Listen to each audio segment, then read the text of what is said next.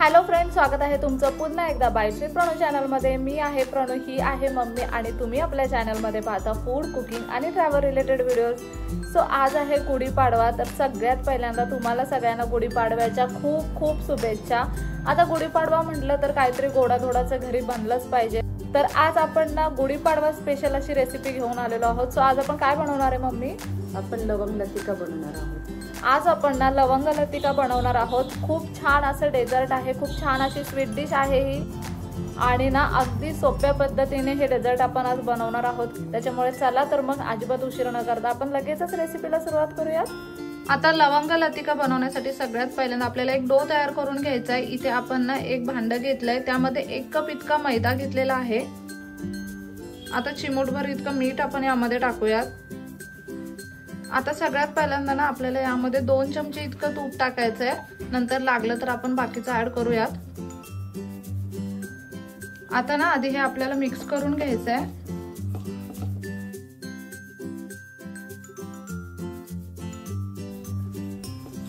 हाताने ना अगदी छान असं चोळून मिक्स करून घ्यायचंय हे। ह्या ना पिठाचा पेढा बनला पाहिजे इतकं तूप आपल्याला यामध्ये टाकायचंय। इथे तुम्ही पाहू शकता अजून हातामध्ये पेढा बनत नाही या पिठाचा, त्याच्यामुळे अजून आपल्याला यामध्ये तूप ऍड करावं लागणार आहे। इथे 1 चमचाभर तूप आपण अजून यामध्ये ऍड करूयात। पुन्हा हाताच्या साहाय्याने अशा पद्धतीने चोळून हे मिक्स करून घ्यायचंय। इथे तुम्ही पाहू शकता हातामध्ये ना असा पिठाचा गोळा तयार होतोय किंवा पेढा तयार होतोय असं तुम्ही म्हणू शकता। आता हे तुपाचं प्रमाण अगदी बरोबर झालेलं आहे। आता यामध्ये ना रूम टेम्परेचर वरचं पाणी घ्यायचं आणि हे पीठ आपल्याला आता मळून घ्यायचंय। जसं लागेल तसं पाणी ऍड करत जायचंय यामध्ये। थोडं थोडं पाणी ऍड करायचंय, घट्टसर असं पीठ आपल्याला इथे मळून घ्यायचंय। इथे तुम्ही पाहू शकता अगदी घट्टसर असं पीठ आपण इथे मळून घेतलेलं आहे। आता थोडा वेळ ना हे पीठ आपण झाकून ठेवूयात। आता आपण पाक तयार करून घेऊया। आता आपल्याला ह्याच्यासाठी पाक सुद्धा लागणार आहे आणि सारण सुद्धा लागणार आहे। आता एकीकडे आधी पाक तयार करायला ठेवूयात। तर पाक तयार करण्यासाठी इथे आपण पातेलं घेतलंय, त्यामध्ये 1 वाटीभर इतकी साखर टाकायची आहे। 1 वाटी साखरेसाठी ना साधारणतः अर्धी वाटी इतकं आपण पाणी घेतलेलं आहे। आणि आता ह्या साखरेचा आपल्याला पाक तयार करून घ्यायचा आहे। कोणता पाक करायचा आहे आपल्याला? आता फक्त साखर विरघळून घ्यायची। इथे तुम्ही पाहू शकता साधारणतः 2-3 मिनिटांमध्ये साखरेचा पाक तयार झालेला आहे। साखर पूर्णपणे पाण्यामध्ये विरघळली गेलेली आहे।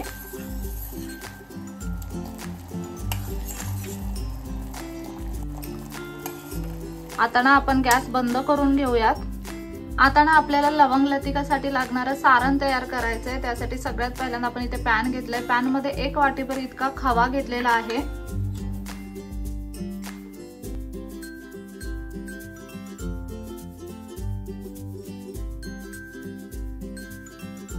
आता हा खवा ना साधारणतः अर्धा 1 मिनिटासाठी आपण परतून घेणार आहोत। साधारणतः अर्धा मिनिटासाठी हा खवा आपण परतून घेतलाय। ह्याचा ना रंग आपल्याला बदलून द्यायचा नाहीये। आता इथे आपण गॅस बंद केलेला आहे। आता हे पॅन ना आपण खाली काढून घेतलेला आहे आणि तुम्ही पाहू शकता खवा अगदी मस्त असा वितळलाय।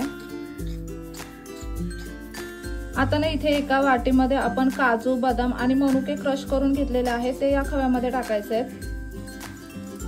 हे सगळं व्यवस्थित मिक्स करून घेऊयात। इथे तुम्ही पाहू शकता आपण खव्यामध्ये ना ड्रायफ्रुट्स अगदी छान मिक्स करून घेतलेत आणि खवा गार करून घेतलाय आपण। आता यामध्ये ना आपल्याला पिठी साखर टाकायची आहे।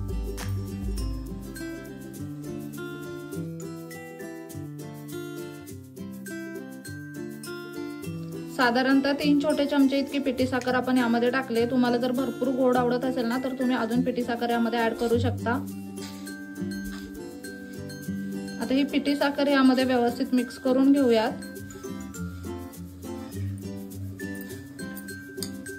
चमच्यापेक्षा ना हाताने पिठी साखर अगदी छान मिक्स होते, त्याच्यामुळे आपण हाताने मिक्स करून घेतोय आता।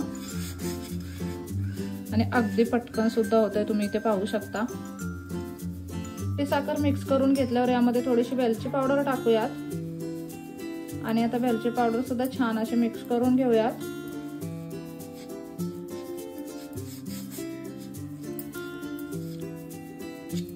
आता जे लवंग लतिकाचं सारण आहे ना किंवा स्टफिंग आहे ते आपलं इथं तयार करून झालेलं आहे. आता इथे ना हे मळलेलं मैद्याचं पीठ आपण झाकून ठेवलं होतं साधारणतः 10-15 मिनिटांसाठी. आता या पिठाच्या ना आपल्याला पाऱ्या तयार करून घ्यायच्यात.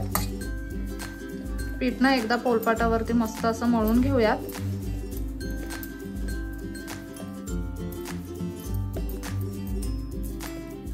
जेवढी पारी बनवायची आहे ना तसे छोटे छोटे गोळे तयार करून घ्यायचे त्याचे. अगदी व्यवस्थित हाताने अगदी पीठ चोळून मळून घ्यायचं आणि असे पेढे तयार करून घ्यायचे पिठाचे. पीठ छान मळलं ना की पारी सुद्धा अगदी छान होते. आता ना ही पारी आपल्याला लाटून घ्यायची आहे.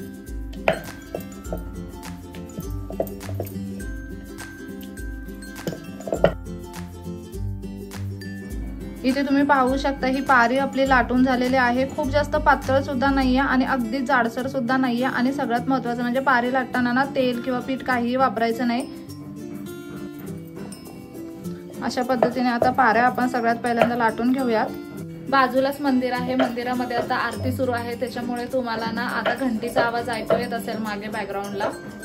इथे आता मम्मी बाकीच्या पाऱ्या तयार करून घेते. इथे ना पहिले 4 पाऱ्या आपण लाटून घेतल्यात. आता लवंग लतिका कशी बनवायची ते मी तुम्हाला दाखवते. सगळ्यात पहिल्यांदा एक पारी घ्यायची आपल्याला. आता इथे ना आपण पाणी घेतलंय ते ना या पारीच्या अगदी कडाला लावून घ्यायचंय सगळ्या बाजूने. हे जे सारण किंवा स्टफिंग आपण तयार करून घेतलेलं त्याचा एक छोटासा गोळा घ्यायचा आणि तो इथे मध्ये ठेवायचा पारीच्या. त्याला ना चौकोनी आकार द्यायचा असा हाताच्या साह्याने. इथे तुम्ही ना थिकनेस पाहू शकता. आता अशा पद्धतीने ही पारी आपल्याला फोल्ड करून घ्यायची आहे. आधी खालून आणि मग वरून आणि त्यानंतर ना अशा पद्धतीने ह्या कडा प्रेस करून घ्यायची. आता अशा पद्धतीने ना ह्या 2 कडा प्रेस करून घ्यायच्यात. ही पारी आपण आता उलटी फिरवली आहे. पुन्हा पाणी लावायचंय कडांना.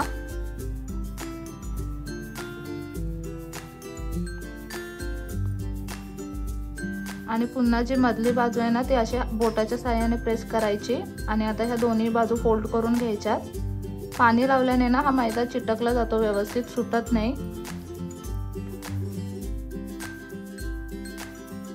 आणि अगदी मधोमध ना ही लवंग लावायची ह्याच्यामध्ये, म्हणून ह्याला लवंग लतिका असं म्हणतात. आणि ह्या लवंगीचा फ्लेवर ना ह्या स्वीट डिश मध्ये खूप जास्त छान येतो. सगळ्या बाजूने तुम्ही ही लवंग लतिका पाहू शकता. अगदी अप्रतिम दिसते दिसायला. एक लवंग लतिका आम्ही तुम्हाला बनवून दाखवली की कशा पद्धतीने ती आपण बनवलेली आहे. पण तुम्हाला जर अजून समजली नसेल ना तर मी अजून एकदा व्हिडिओ टाकते की कशी ती आपण बनवून घेतली, ते तुम्ही आता व्हिडिओमध्ये बघा. अशा पद्धतीने कडांना पाणी लावून घेतलंय.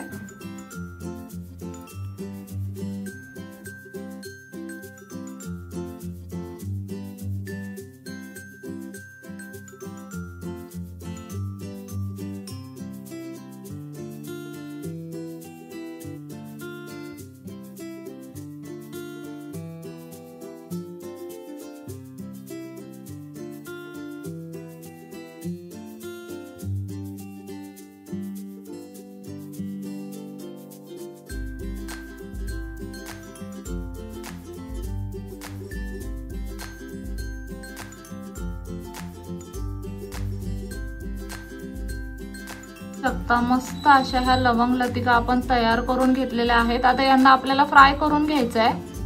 आता इथे आपण कढई घेतली. कढईमध्ये तेल गरम करून घेऊयात.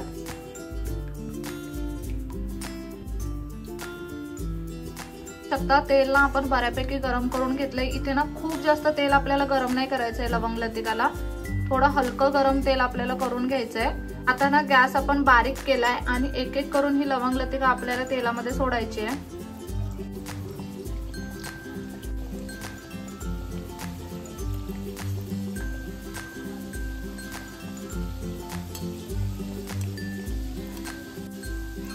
खूप अगदी हलक्या हाताने आपल्याला ही लवंग लतिका आता तळून घ्यायची आहे.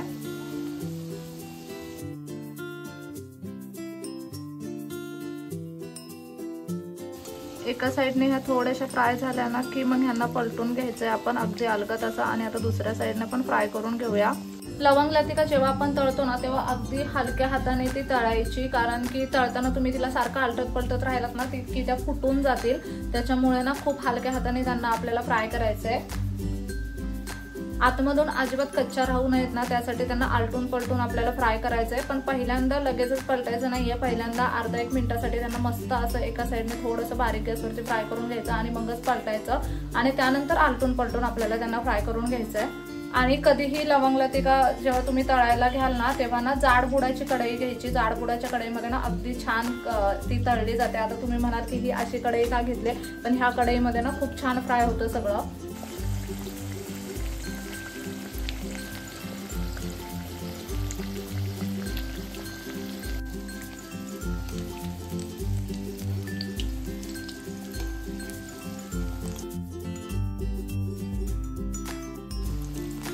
इथे तुम्ही पाहू शकता ह्यांचा रंग थोडासा बदलत चाललाय, मस्त असा गोल्डन कलर यायला सुरुवात झालेली आहे।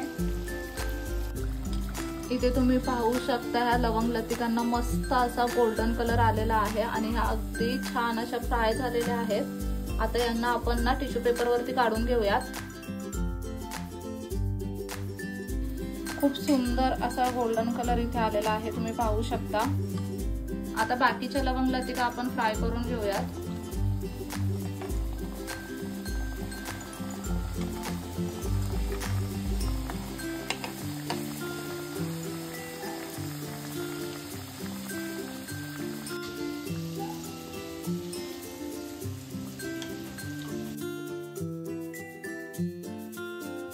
इथे ना या लवंग लतिका फ्राय होत आहेत, तोपर्यंत आपल्या इथल्या ज्या लवंग लतिका आहेत ज्या आपण टिश्यू पेपर वरती काढून घेतल्यात त्यांना ना या पाकामध्ये सोडायचंय।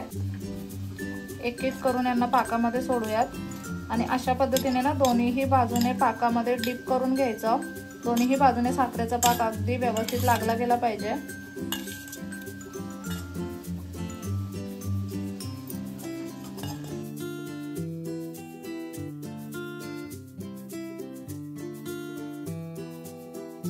अगदी गरमागरम असताना त्यांना साखरेच्या पाकामध्ये टाकायचं आणि सगळ्या बाजूने मस्त असं साखरेच्या पाकामध्ये घोळवून घ्यायचं। खूप वेळ नाही घोळवायचं बरं का, नाहीतर मऊ पडतात। आणि यांना खूप वेळ साखरेच्या पाकामध्ये घोळवायचं नाहीये, साधारणतः 15-20 सेकंदासाठी घोळवून घेतलं की अशा पद्धतीने ह्या लवंग लतिका बाहेर काढून घ्यायच्या।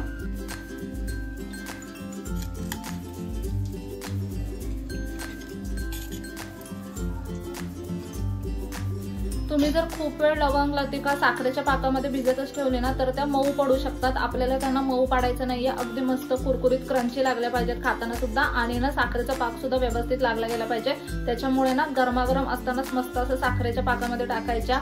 साधारणतः 10-15 सेकंदासाठी मस्त अशा आलटून पलटून त्यांना साखरेच्या पाकामध्ये घोळवून घ्यायचं। लगेचच तुम्ही त्यांना सर्विंग प्लेट मध्ये काढू शकता। हा सेकंड बॅच पण आपला फ्राय करून झालेला आहे।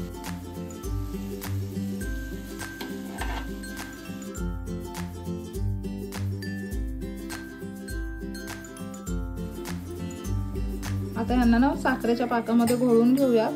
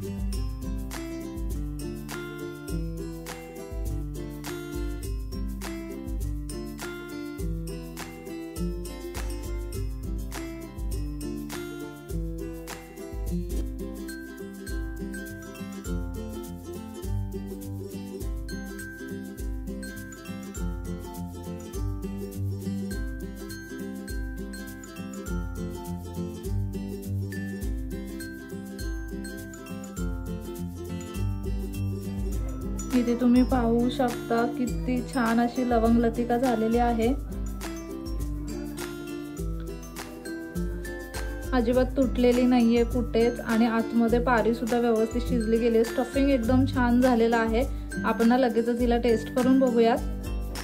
खूप सुंदर अशा ह्या लवंग लतिका तयार झालेल्या आहेत. अतिशय सोप्या पद्धतीने आपण ह्यांना बनवलेलं आहे. तुम्ही इथे पाहू शकता व्यवस्थित त्या फ्राय झालेल्या आहेत. आतून सुद्धा खूप छान अशा फ्राय झाल्यात. स्टफिंग एकदम छान झाले. आपण ना लगेचच यांना टेस्ट करून बघूया.